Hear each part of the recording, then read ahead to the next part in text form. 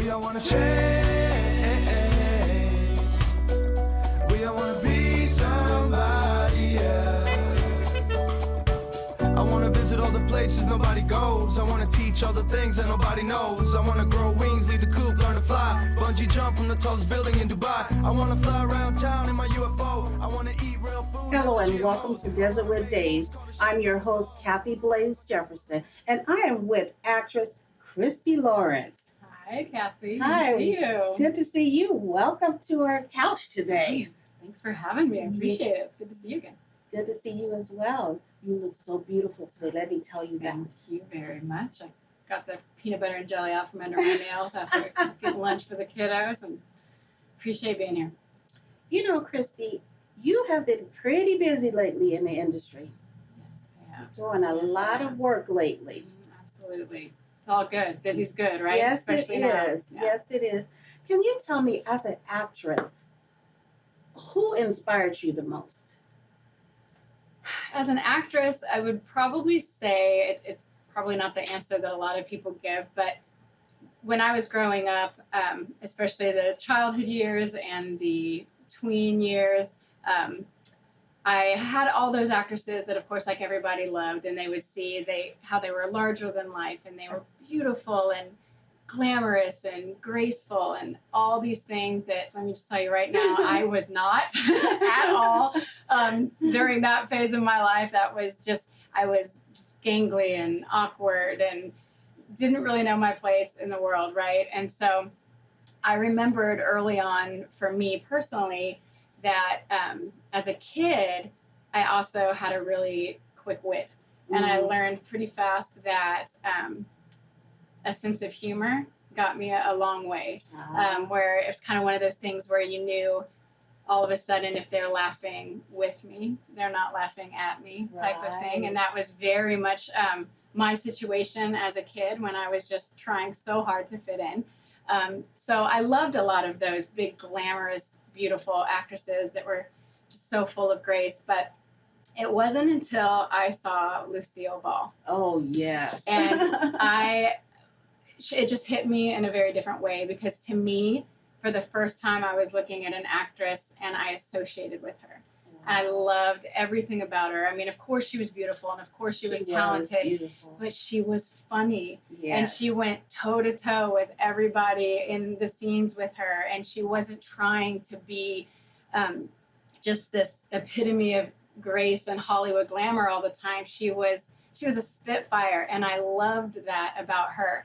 And so I think that she was probably the first actress that I saw that made me feel like, now that's the type of actress that I could be, or that I wanted to start kind of modeling after, when I started in those early years of almost using humor as a self-defense mechanism for me to try to just fit into my own life.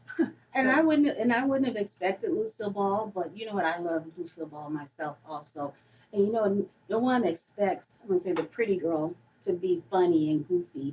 And Lucille Ball did some of everything. I loved it. And growing up, I spent a lot of time visiting my grandparents, and we spent every day, we would watch either Lawrence Welk, Lucille Ball, or Hee Haw. All sorts we ran the gamut. But it was just something about watching Lucille Ball that it just connected with me in a very different way than any other actress up to that point. And so I was just enamored with her. Did humor get you out of trouble with the family? No. No, my mom is very smart, so I could try, and I did, but she knew you were putting on your Lucille Ball act. Absolutely. But it was definitely something for me in school in those early years, when it was just, like I said, I was having a hard time finding my place, and I was just awkward and gangly, and people it wasn't easy for me to make friends. Look at me now. Well, it was nice to realize quickly that humor was almost like a coat of armor for me.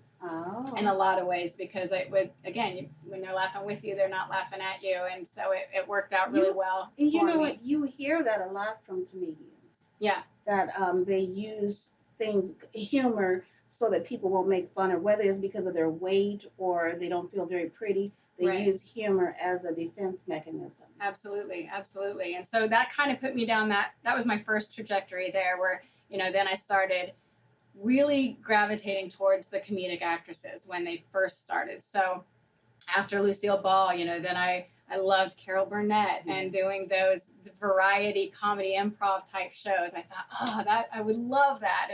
And going through high school, watching pretty much any quirky comedy that Meg Ryan was in, I just thought, I would do any one of your movies. And I always seemed to kind of gravitate towards those women. And it really wasn't until I was older and I kind of stepped into my own confidence and my own power. And, I was able to say, I don't need to fit in. This isn't important to me anymore. Now I just want to be who I am. When I was able to do that, I could kind of step away from just looking at the comedy roles.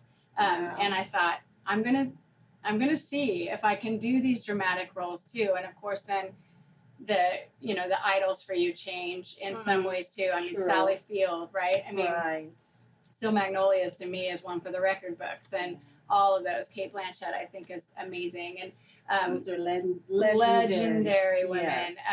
So I really, as I grew, it's like I noticed that my kind of idols and examples for actresses grew, because then as I got older, I was able to kind of take that shield of humor off and be really vulnerable and be able to tell the stories that are painful and hard.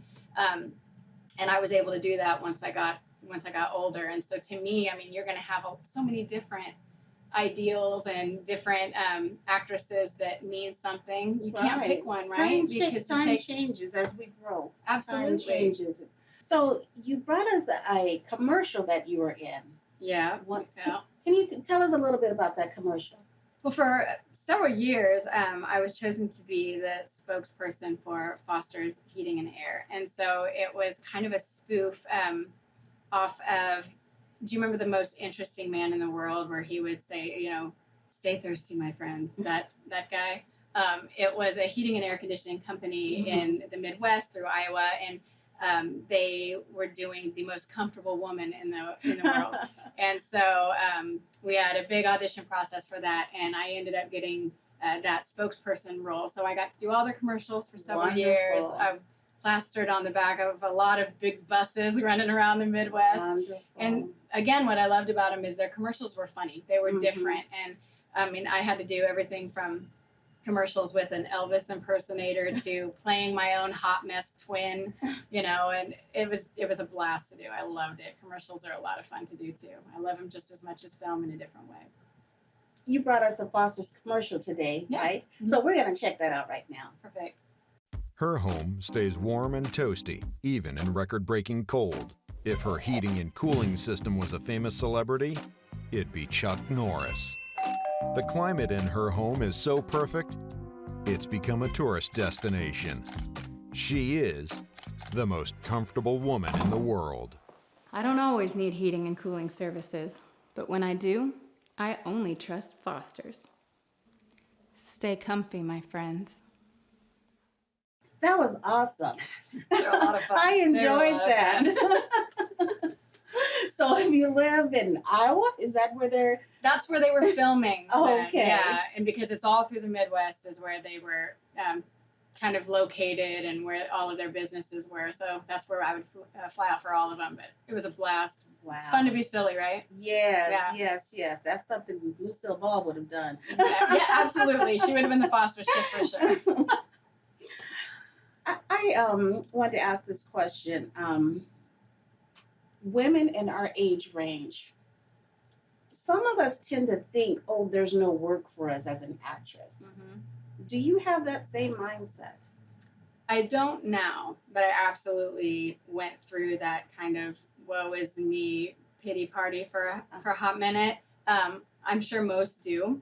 But absolutely, I felt like when I turned 40 and the auditions that were sent my way seemed to kind of plummet, and I just kind of, I had that minute of, come on, why does a couple extra wrinkles make a difference, right? I was the same actress today as yesterday, and it just seems, I mean, we all know that this industry isn't always the kindest to women who Sure. are aging. Right. But you know, once I kind of got through that idea, that first little bit of like, I thought, why? You know, why should I think that a couple extra wrinkles for me changes anything about the type of actress that I am? And so I'm the first person, like anybody else, to know that my 15 minutes can be up at any time. So to me, it's all gravy, right? Yeah, so I'm that's going to true. just enjoy it while I have it.